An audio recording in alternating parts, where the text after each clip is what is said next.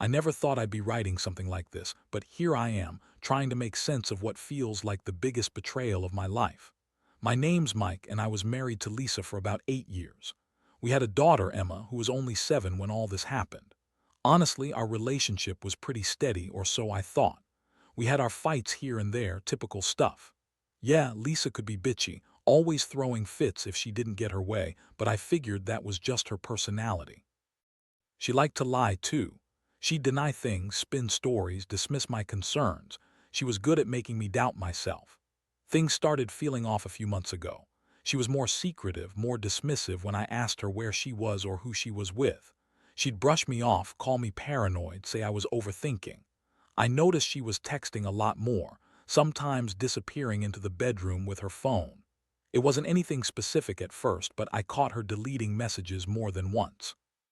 When I pressed her about it, she'd roll her eyes, call me a control freak, or say I was imagining things. She'd always say she was just talking to her friends or colleagues, but something told me there was more going on. Then came the funeral, our daughter's funeral to be precise. Emma died unexpectedly from an illness we didn't see coming, and it turned our world upside down. I was with her, holding her hand as the doctor confirmed it. Lisa was there, crying, but I also saw her sneaking glances at her phone during the service. That's when I first started feeling uneasy. After the funeral, she was cold, distant, almost like she was relieved it was over. She kept telling me she was exhausted and needed space, which, looking back, was another warning sign. I tried to comfort her, tried to be there, but inside I was already sensing something was wrong. A few days after everything, I decided to check her phone. I know that's invasive, but I was desperate. I found some texts from someone named Jake, and they weren't innocent. They were flirty, suggestive. I could see the way she was talking, the way she was hiding her screen every time I got near. I felt my stomach drop. My mind raced, trying to piece together what I was seeing. The messages were full of sex talk, plans to meet up, even some pictures of her in bed with him. I couldn't believe what I was looking at. How could she betray me like this, especially now, after everything we'd just been through with Emma? I didn't confront her right then. I needed to process, to breathe. I kept the evidence and waited for the right moment, but inside I was already spiraling. The trust I had in her, in everything we built, was shattered. I kept asking myself how she could lie so viciously, how she could pretend everything was fine while sneaking around behind my back. The pain was overwhelming, but there was also this simmering anger. How could she do this to me, to Emma's memory, to the family we were supposed to be? It felt like my entire world was crumbling, and I was just standing there, lost in a sea of betrayal I never saw coming. I spent the next few days in a fog. I couldn't eat, couldn't sleep. My mind kept flashing back to that damn photo, the one she posted on social media, the one that confirmed everything. Lisa was lying in bed with Jake, her arm around him, looking ridiculously happy, like they'd been doing this forever. It was taken just a day after Emma's funeral. That image burned into my brain every time I closed my eyes. How could she be so callous? How could she betray me and Emma like that, especially during the worst moment of our lives? I don't know what I was expecting, maybe a confession, some sort of remorse. But Lisa, she's a master at spinning lies. When I confronted her, I was already boiling over with rage. I waited until she got home from work, and I threw the evidence on the table, her phone with all the messages, the photos, everything. Her face didn't even flicker with guilt. Instead, she looked annoyed, like I was bothering her about something trivial. "What the hell is this, Lisa?" I demanded, voice trembling. "How long has this been going on? How could you do this, especially now?" She rolled her eyes, scoffing like I was overreacting.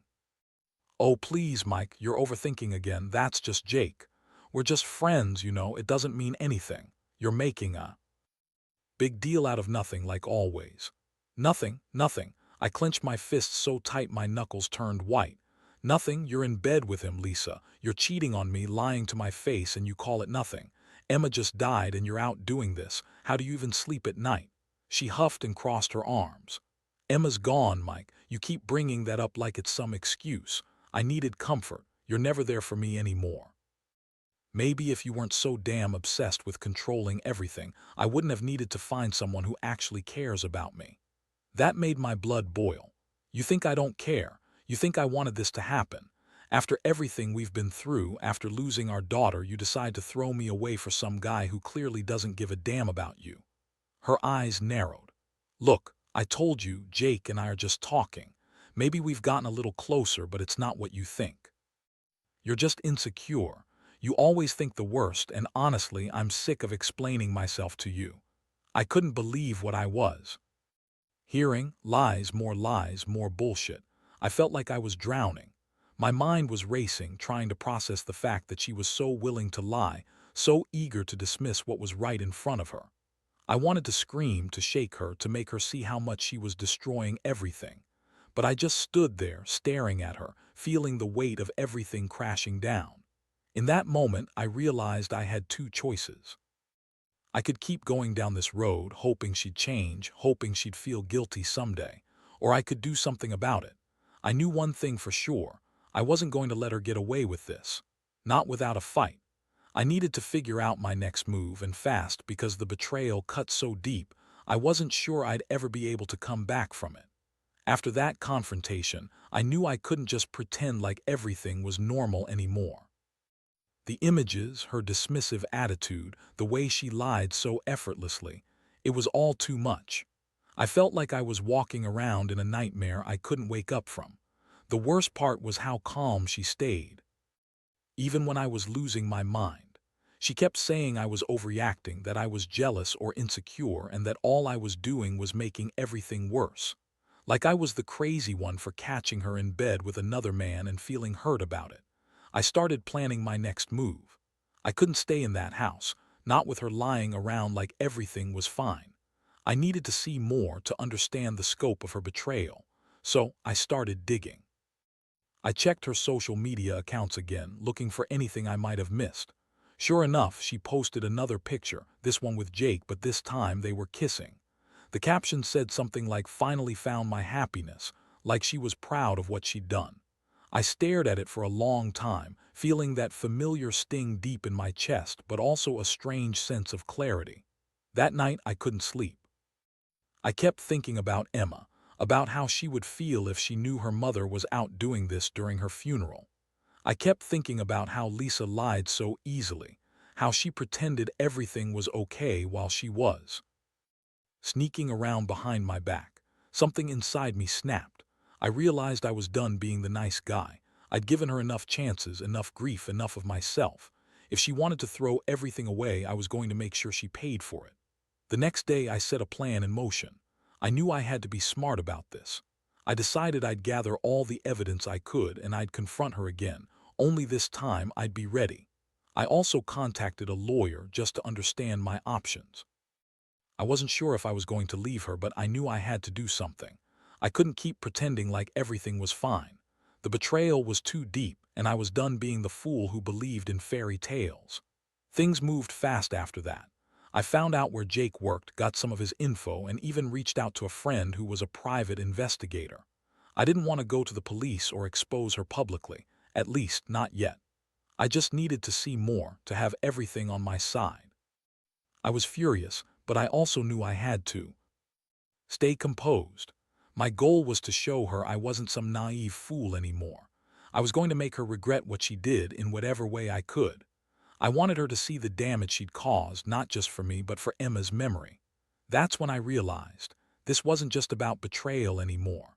It was about justice, about punishing her for destroying everything we built, for lying through her teeth, for betraying me and Emma in the worst way possible. I kept my cool, but inside I was anything but calm. Every new piece of evidence I uncovered just fueled my anger. I knew I had to be patient, though. Rushing in blindly wouldn't get me anywhere. I spent nights poring over her social media, texts, hidden messages, anything I could find. I even managed to get a hold of Jake's phone number through a contact I had. I didn't call him just yet. I wanted to be strategic about this. I wanted him to feel exposed, to know I was onto him. In the meantime, I also started talking to some friends, those I trusted. I told them bits and pieces, enough to get their advice, but not everything. I didn't want to risk her catching wind of what I was planning. They were furious when I told them what Lisa had done, especially after the funeral. They kept telling me I deserved better, that I should leave her, that this was the ultimate betrayal. Honestly, I was leaning that way myself. I couldn't imagine trusting her again, not after all she said and did. Then, I found out something that really pushed me over the edge. There was another woman involved. Not just Jake, someone Lisa had been seeing long before Emma died. It was like she had this whole secret world I never even glimpsed. The worst part, she lied about everything. Said she was confused, that she didn't mean to hurt anyone, that she was just looking for comfort. But I knew better. She'd been lying about her feelings for weeks, maybe months. It made me realize this wasn't just a fling. It was a pattern of deception, and I was just the latest victim. That's when I decided I had to confront her again, not with anger but with a plan. I waited until she was out one evening, then I installed a hidden recording device. In her phone. Yeah, I did that. It was either that or lose my mind completely. I needed to hear her words, her own voice admitting everything. I wanted her to see I was serious about this. I wanted her to understand that I wasn't going to be the fool anymore. I wanted her to feel the betrayal I'd felt times 10. When I played back the recordings later that night, I heard her lying easily, spinning stories about how she didn't mean for it to happen, how she still loved me, and how she'd never hurt Emma's memory. It made me sick. She was so good at lying, so good at hiding her true colors. That's when I realized I couldn't stay with her anymore. No matter what she said, I knew the truth. She had betrayed me at my worst moment, and she didn't care. I felt a kind of cold resolve settle inside me. I was going to end this in a way that made her understand what she'd lost. I was done being the victim of her lies. I had to make her see that her actions had consequences. By this point, I was completely done playing nice. I had all the evidence I needed, the recordings, the messages, the photos. I knew she was lying, sneaking around, and I had no intention of letting her keep up the charade. I booked an appointment with a lawyer just to get my ducks in a row. Honestly, I didn't know what I was going to do yet, but I knew I needed options. I couldn't keep pretending everything was okay, not with the way she had shattered my world. I decided to wait for the right moment to confront her when she least expected it. I wanted her to feel the full weight of what she'd done. So, I planned carefully. I arranged for her to come home late one night, then I played the recordings on my phone loud enough for her to hear. Her face went pale when she realized I had been recording her all along. She stammered, tried to deny everything, but the evidence was irrefutable. She looked me dead in the eyes and kept lying, but I saw the guilt, the fear, the panic. She knew she was caught. That night I sat her down and told her I had enough. I told her I knew about her affair with Jake, about the other woman, about how she'd been lying to my face for months. I told her I was done, that I didn't want to be with someone who could so easily destroy our family, especially after Emma's death. She tried to gaslight me, call me crazy, say I was overreacting, but I was beyond that now.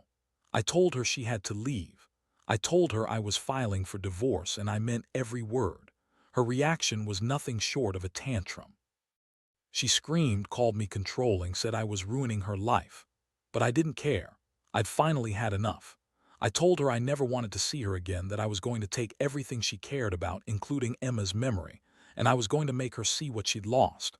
I wanted her to feel what I felt, betrayed, humiliated, completely broken. I knew this was the best way to make her understand that she'd crossed a line from which she could never come back. The aftermath wasn't easy. She moved out a few days later, leaving a trail of lies behind her. I filed for divorce, and I started the long process of healing myself and trying to pick up the pieces of what was left of my life. I still think about Emma every day, and I still can't believe she'd do something so cold during her own daughter's funeral. It's like she was already planning her escape, already looking for someone else to fill the void. And in some sick way, I hope she feels the emptiness she's created. I hope she feels the pain of losing everything she ever claimed to care about, because she sure as hell doesn't deserve my forgiveness. Not now, not ever. I've learned a lot from this mess. Trust is fragile, and betrayal can come from the most unexpected places. I've realized that sometimes you have to fight to protect what's yours, and that revenge, when justified, isn't about hurting someone just to hurt them. It's about making sure they understand the damage they've caused. I don't know what the future holds, but I do know one thing. I'll never let someone lie to me again, especially not during the worst time of my life. Looking back now, I can't believe how quickly everything fell apart.